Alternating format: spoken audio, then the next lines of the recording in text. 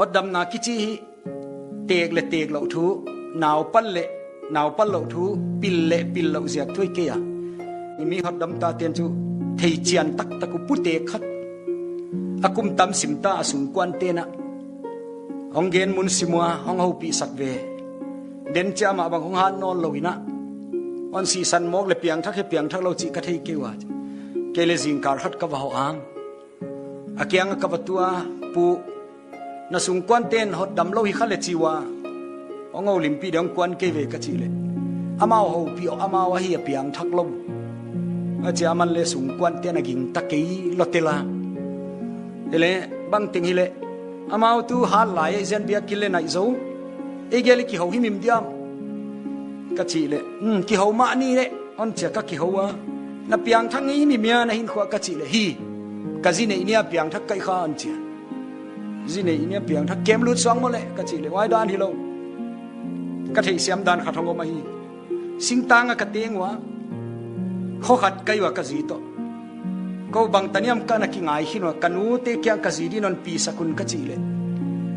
kanu le kapan alu ape nganu agenu tu siang lo te hiu wai chu kaw nei te zile pasal dia tu le ta dia kila son the lo di kaw nei siang lo te an chi bil belu ke ya de chu gen ngai nam lo hi mai ele ken nga ngai tho kai chen ka gua ka ton pia ka insunga kaluta ka zi yai kapang khata adinga ka sungkwan te kapang lang khata dingwa akalo ke kading ke akalo ding pa pai henge ngeleng yai te chu ki ho thailo aki sa tu ya aki vuau ya khut ki khato athei di kho pakki muda kanule kapa ka koya ka zi ka koya nu pa dei ke le chile ke sia kinon pom sakun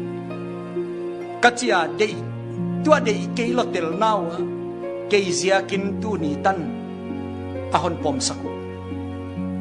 wai bang bangin kalung simai chiong lut ke mi hial pathian ni nonet chianga mi hial hoi na ne lo an mu pen